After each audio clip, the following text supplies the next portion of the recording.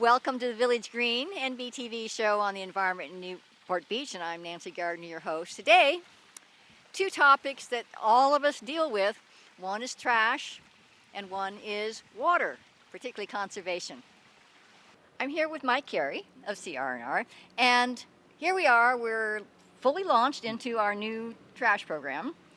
And I think a lot of people will probably say, okay, I'm doing all of these things now. Instead of just throwing the trash away mindlessly, I'm putting the organics here, the recyclables here, and everything else there. What happens after that? I mean, you pick it up, your trucks pick it up, and then what happens? Well, depending on where we're at in Newport Beach, some of the waste comes over here to the city yard, to the transfer station that we have, and some of the black lid trash comes over here. We consolidate that into a larger truck. That goes straight to the landfill. That's your newer black lid can. So that doesn't go to a MRF anymore. It's just right. The black one goes to the landfill, and that's directly. Directly. Okay, I think that's important because before, what you put in the black went to the MRF, and you had some sorting. Now there's no sorting, so we really want to be careful what goes in the black. Right. Yeah. The source separation is really important for the success of the program, and the new black lid bin, or the new blue lid bin will help us get there. And then the green lid for the all Organic the yard waste. Stuff and the food stuff Right. and everything else. Okay, so the black lid goes straight to landfill. Now tell us about some of the things that happen with the others. So with the blue lid stuff, we're putting all of our source separated recycling in there, so we can put our paper, our cardboard, glass bottles, plastic bottles, metal, aluminum cans, and things like that. That gets taken to our MRF, or Materials Recovery Facility in Stanton, to be able to have the clean recyclables sorted out, and then those get marketed to different worldwide secondary materials markets to be reprocessed into new materials, into new items. We've been hearing a lot over the years that those markets have been dwindling. Is that still the case? That is kind of the case. China was the recipient of most of the waste that was coming from the U.S., and they've kind of put a blockade on that, of the import of trash and items. And a lot of that had to do with the poor quality that we as a country were sending them, because we were sending them stuff that was mixed with regular residential refuse. So they're a lot more picky. So we've had to be a lot more creative in finding different markets worldwide to be able to process some of those materials. And more of them are being reprocessed in the U.S., which is encouraging. So now, when you say reprocessed, can you give us an example or two? Sure. Paper, for example, can be, your junk mail would get turned into lower grade paper for things like magazines and toilet tissue and paper towels and things like that. The cardboard boxes can get recycled back into new cardboard boxes. Aluminum cans are very renewable, and it can be recycled over and over again. And those get processed locally in Los Angeles and made right back into new aluminum cans and are back on the store shelves like within 60 days. Ooh, okay. I think that's really exciting, because I think that's something that almost everything, I mean, I think so many people buy water in plastic bottles, but there is water. You can get regular water and carbonated water in aluminum cans, and man, that's a much better deal for the environment. Absolutely. More frequently, you're able to get those in aluminum cans. The plastics in general are kind of bad, especially the single-use plastics. There are processes for like the water bottles, though, they do get made into fiber fill for things like pillows and sleeping bags and puffy jackets and things like that. And they can also get made into uniform shirts for like the city crew and stuff like that. They get made into that. But it's much better if you can avoid the plastic in general. That's a bad one. And the ocean pollution. As I understand it, a lot of the plastics that have recyclable symbols on them never do get recycled. That's kind of true. There's very limited market for it, and it is cyclical. Right now, there's probably more of a market for it because the gas prices are so high. So when oil prices are high, the demand for secondary plastics is higher. That makes sense. Since it's a petroleum-based product, but when the oil prices dip, then there's limited markets and opportunities to recycle that. Okay, so anyway, our recyclables, many of them actually get recycled into new products, and which, of course, is a big step in terms of sustainability. So then we have our green lids, or the organics. What happens to those? So that stuff's getting taken to a commercial composting facility. In the case of Newport Beach, our waste is going to a facility in Yuma, Arizona, and it's processed into soil amendments and compost that we can use throughout the community. Why is it going so far away? That was one of the things. There's two different areas that we, as a company, can take it. Newport's chosen to have the waste from here go to Yuma rather than a anaerobic digestion facility that can turn the materials into a renewable natural gas. Okay, But- because I was told that the reason we couldn't do the anaerobic digester was because it was too much of a drive, and yet we're driving it to Yuma. To Yuma. And the anaerobic digester's in what? Paris, Yeah. California, Which not is a France. little closer than It's than a Yuma. little So closer than Yuma. what- I'm not sure if it was a distance equation that was the concern more so than what it was getting turned into. And anaerobic digestion is a more expensive process also, Oh, okay. It came down to the dollars, probably. possibly.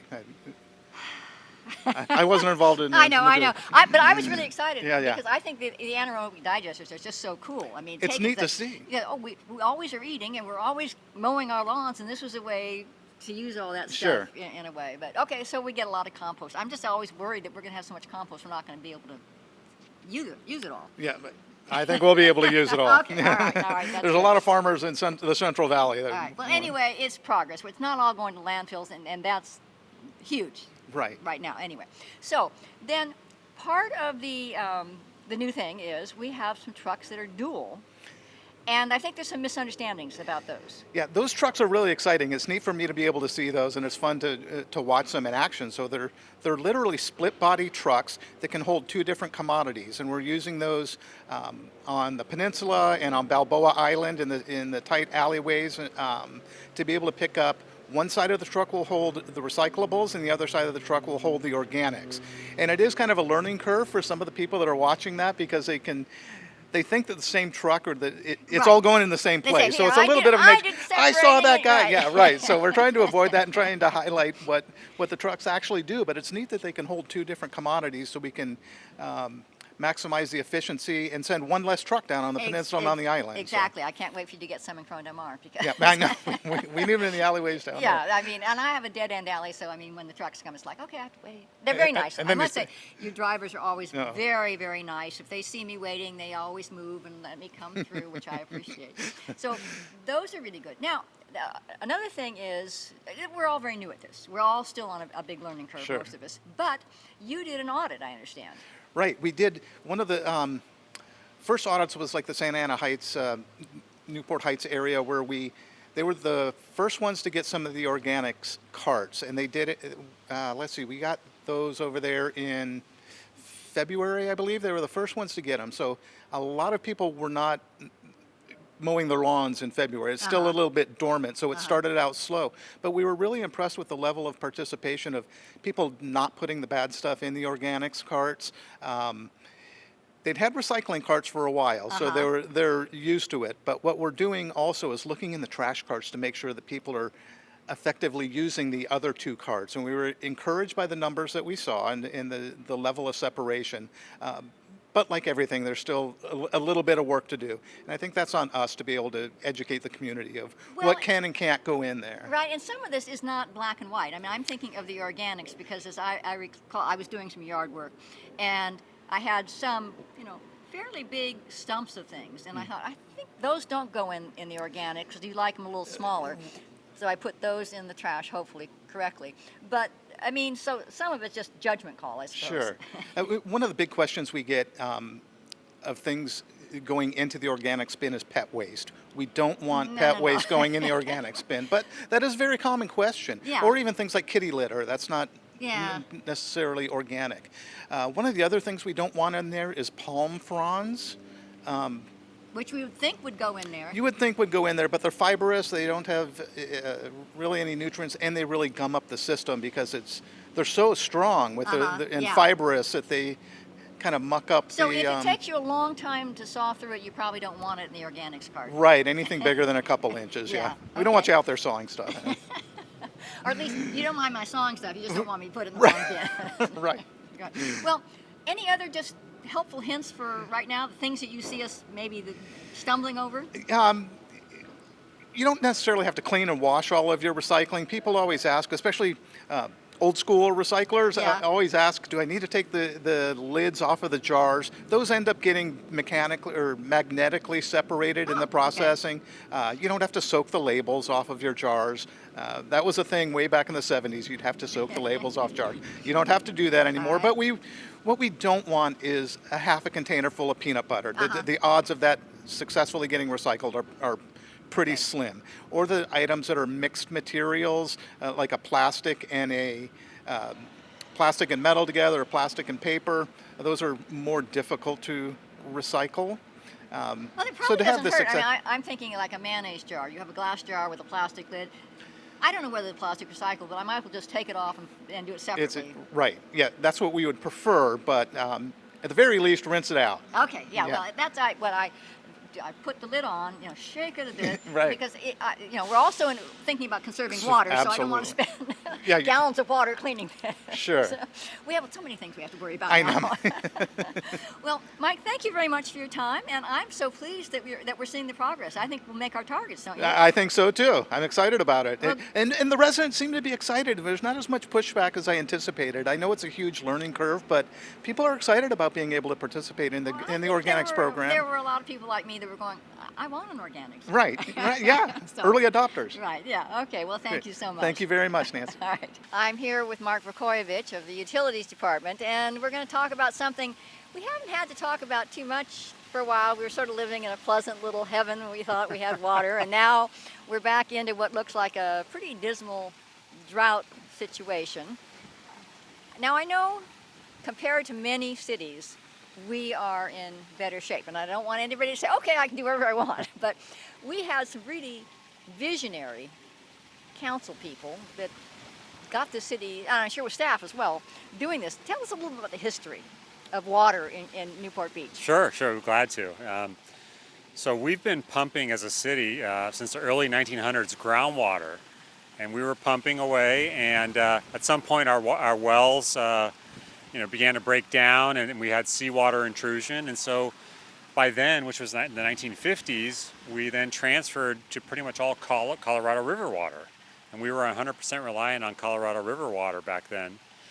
But the city, like you were mentioning, the forefathers had vision to go back into the groundwater basin, and back in 1997, they completed this groundwater project to basically be able to pump groundwater from Fountain Valley, pipe it down about 8 miles down, all the way here to Newport Beach. And we're here at the terminus of that system where we then distribute all the water throughout the city. And this water fountain right here is a token, a little memorial for all the efforts and all the people involved in building that system. And that's why we're a little bit of a different situation than a lot of other areas in the state. Different, but we still have a lot of similarities. Right, yeah, it's still a drought, don't be thinking there's not. But so instead of, which would be really scary if it were just 100% Colorado River water, we have our own groundwater. Now we also get some from the groundwater replenishment that OCWD does.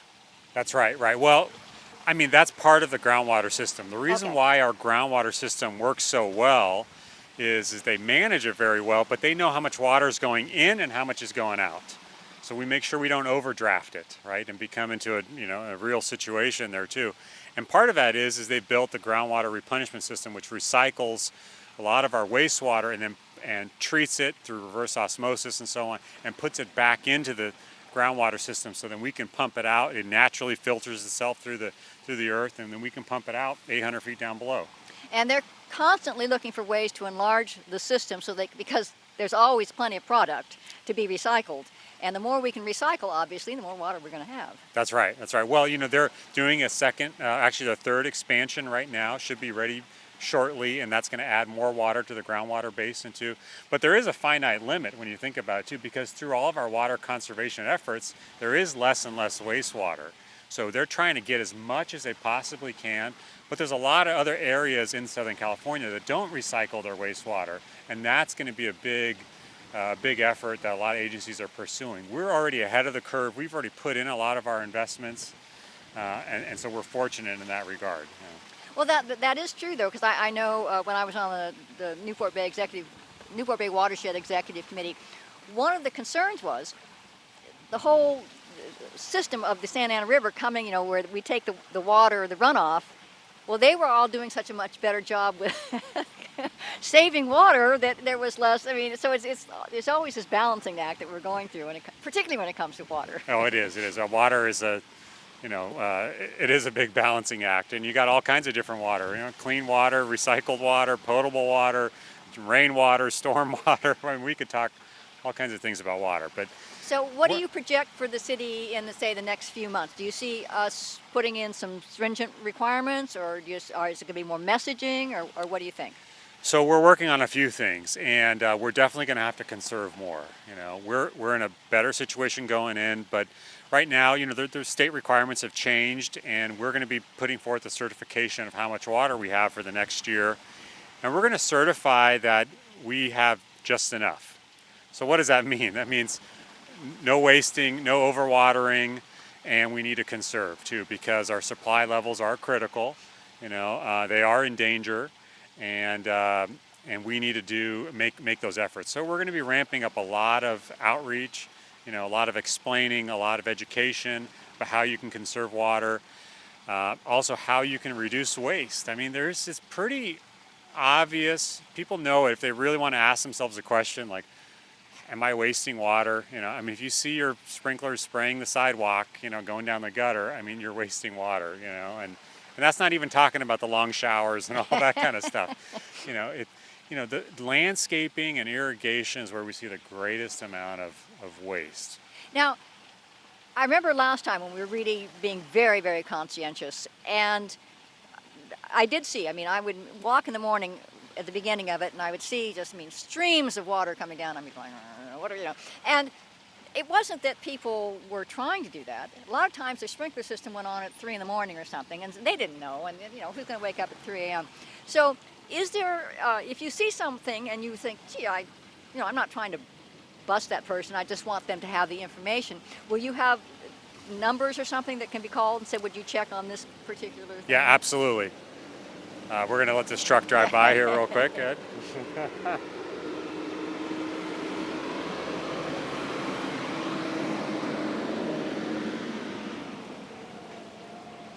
We should have caught that on the way out. Yeah, so the key thing is that there's going to be ways to call and contact the city. So if you see some overwatering, right, it's not an antagonistic thing that we're after. We're just trying to educate. You're not going to give them a penalty or anything. You're just going to say, we're going to hey. give them a notice, right. And if it continues, then yes, it can well, escalate. Right. It can escalate. So they can call our utilities number. They can call our finance customer service number. We will have a dedicated drought hotline. They could also call code enforcement if they want. But our approach always take the friendly approach first, right? And explain the waste. And if we can cut that, that'll make a big difference. And like you were just talking about automated sprinklers versus the ones people used to turn the dial on and things like that. So most of our residents have converted over to automated sprinklers.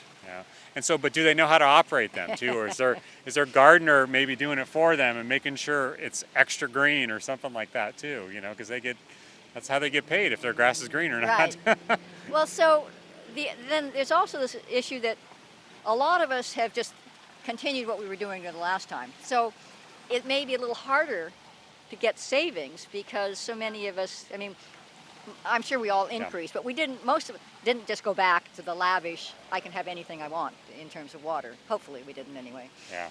Well, it's a very fascinating, when you look at the numbers, 20 years ago, we've cut our water use by 25%. Citywide? Citywide from 20 years ago. With more people? With more people, more development, short-term lodging, all kinds of different things. So 25% of our water overall has been cut since the year 2000. So that's really, really good. And then from the last drought, people cut even more. And quite a bit of that has stayed down from the last drought. It did come back up after the drought subsided and people are a little more comfortable, which is totally appropriate.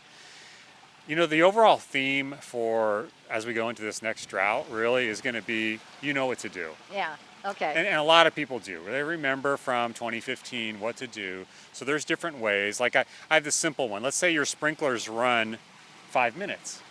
If you cut it down to 4 minutes, you use 20% less water on your sprinklers. And your sprinklers use probably the most amount of water compared to your indoor use. Well, you just said something that was interesting to me, because I know during the last time around, the hotels got into it too. I mean, they've got a lot of cleaning bills and everything, and if you don't need to have the sheets changed, if you don't need to change your towels and all that. Short-term lodging, do you reach out to those licensed establishments and say, hey, would you put signs up, or to work with them and try to, because I'm here for a vacation, I'm just like, this is great, I'm taking a long shower, I'm doing whatever. I'm not thinking in those terms necessarily, but if there's some signs or something, have we ever worked with them? Well, in the past, I don't know, Nancy, to be honest with you. But that is part of what we're working on, a dedicated program just for short-term lodging. Great. To have them, what they can do for water conservation efforts as well, too. Yeah. All right. Yeah. And then another thing is there any place on the city's website with information on gray water? Because I know my husband takes, as I've told everybody, he takes his shower in this 15-gallon tub, and then I carry that water out and I hand water our yard. And I also know you're not supposed to sprinkle it, and you're not supposed to take it, if you've been washing diapers and that sort of thing. Sure, So sure. is there some place where they can learn about gray water if they want it utilized? Say they just, the pots of, when they're heating up the water, they're saving it.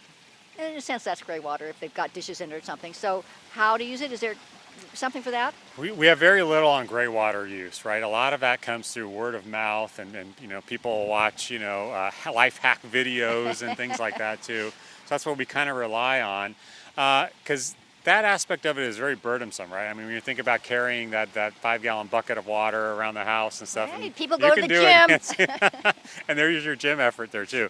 But it's a good point. I mean, maybe we can spend some time on that. Well, I just think because there are some things that are like some no-nos that you want to be sure you're not doing, but also, hey, this is just one more thing. If you're really into it and really want to save your yard, but we're clamping down, this is another way that. Sure. 'Cause, there's so many little things that we could do. Oh, we have on our website the 50 ways you could save water. Okay, so great. that's in there that way. all right. So there's a lot of those Turn different off kind the of water tricks. while you're saving, while you're brushing your teeth and that sort of thing. Exactly. So exactly. we're going to be back to the future, sort of, Yeah, in a way, yeah. in terms of our messaging.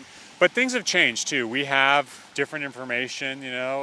People are more engaged in social media and different things like that. There's all these videos out there, like we said, about life hacks and things like that. But one of the things that we're working on, and it's going to be rolling out this summer, is a customer portal, so you can actually look at your water use in really in detail, and Oh, you can great. look at your water use per hour and see how much you used. And I think people will be fascinated to see how much more they use on landscaping compared to what they use for the rest of the day inside the house. Oh, sure. Yeah. And that way you can also see, because a lot of times these little leaks are so tiny that you don't even notice them. Right. But yet, if they're over the course of time, they're doing it. So you'll be able to say, at least, I've got to look for something there. 'Cause Right, I've seen right. it. So that's going to be the thing. You can look at it, and you can actually look at your specific usage and kind of gauge it, and we'll give you some comparisons and how you did, let's say, a couple of years ago, how you compare to your neighbors, things like that. It also has leak detection features, which we think we can save a lot of water that way. It's already paying tremendous dividends, because now the system detects, basically, if the meter's running all night long, then that sends us a signal, hey, there's probably a problem. So then we go to the house, put a door tag, and say, you're very likely to have a leak there, and please check your bill, or have us come back and we'll check it for you, and things like that too. And I want to show you one of the meters. I have them here with me. Okay, well, wait a minute. First of all, I want to say, those are things that as individuals we're going to be doing. Will the city be doing anything different? Or you feel pretty comfortable with what you've been continuing to do since 2015? Well, we're going to be matching what we're going to be asking the residents to Okay. do. So I think, like for example, we're asking the residents, please reduce your waste. Please make sure you have the updated controllers. Please make sure you have, you're not overwatering. It's the same thing we've asked all of our staff to do with all of our parks and irrigation and systems in place there too. And we're going to be using those same tools we're asking the residents. We're going to hold ourselves accountable in the same ways. Well, Ken, so when you look at your overall, the city's usage, because I've always looked at the civic green and thought, can you pull that out and say, we know how much water that uses? And so if we said that's an obvious savings if we made that artificial or something, is it the system that fine-tuned? Yes, yeah. So we can pull certain locations and compare them, see how much they exactly use. And actually, I'm having some of that analysis done right now. Oh, good. So we can compare and we can talk about it next month. All right, good. All right, so you're going to show us some things. Okay. This is our latest and greatest digital, I call it the digital water meter, right? And it's basically a smart water meter here. It uses a digital gauge, right? As opposed to a dial gauge. You know, kind of like our car speedometers. They're all digital now. There's no more of the rolling tumblers there. And what this does is this is that you're holding the battery right there. Okay. And once a day, that battery sends us a signal for how much water has been used here. So we will no longer have to go to your house and read the meter, and that thing sends a signal that way. And we can, and let's say you have a question about your water bill, we can pull up the read right now. This will detect any of those leaks, and then like we said, you'll have access to be able to review your own data if you're interested in that and how you're doing, or how your kids are doing with their water use, anything like that. So now I know you've been installing at least something similar for a while now. How's it going? Where are you in the city? Are you half covered, a quarter covered, 10%? We're about 2/3 of the way done. We've run into supply chain issues, just like every other. Yeah, okay. Whole different story there Yeah. too. But 2/3 of the way done, and hopefully we'll have everything done by the end of this calendar year. That's the Yeah. plan. I mean, I laugh because every once in a while I hear a noise, and I'll look out, and oh, there's the meter man pulling up the thing and looking at it. But 2/3 of the city already have these in, and we're not reading those meters manually. They'd come in electronically, so we're saving that money and then putting it back into reinvesting. The car doesn't have to drive around and everything, so Exactly. that's win-win-win. Exactly. All right. Well, it sounds like we're on a good track. Yeah, you know, the investments we've made as a city, you know, because we've updated all of our irrigation controllers. Every single one of our parks, you know, is a weather-based controller detecting the weather, you know, looking at the data. If it rains, there's a special click-off button and things like that too. And then when we look about, you know, we're a partner in the groundwater basin, so we're the ones investing in recycling that water. And then we have our own recycled water as well too, right? And we think of our two big golf courses, you know, Big Canyon Golf Course and Newport Beach Country Club.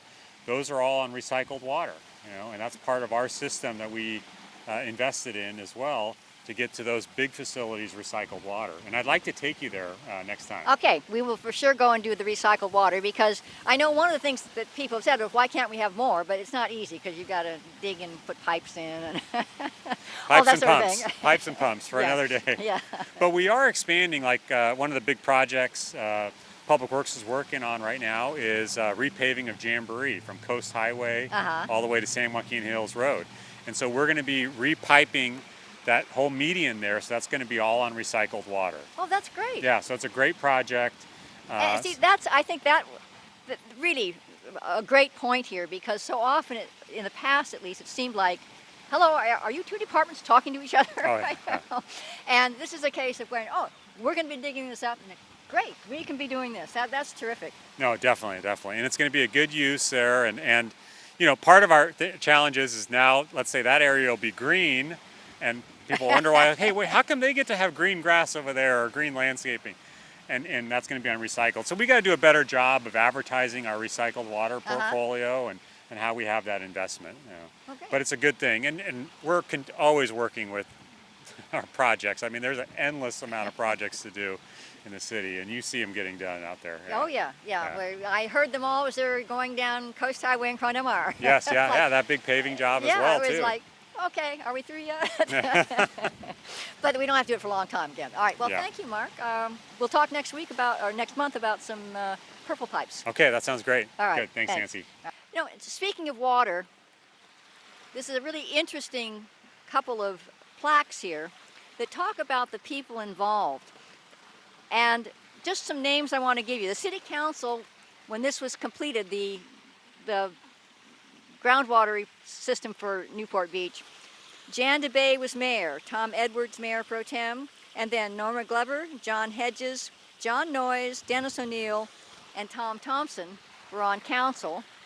And others who had participated that were on the council, John Cox, Evelyn Hart, Phil Marr, Ruth Ellen Plummer, Phil Sansone, Donald Strauss, Clarence Turner, and Gene Watt. All these people had a great vision of the future for Newport Beach, and we really have a lot to thank them for, particularly as we approach another drought. Well, that's our show. Lots of good things to think about. And until next month, let's work on keeping our village green.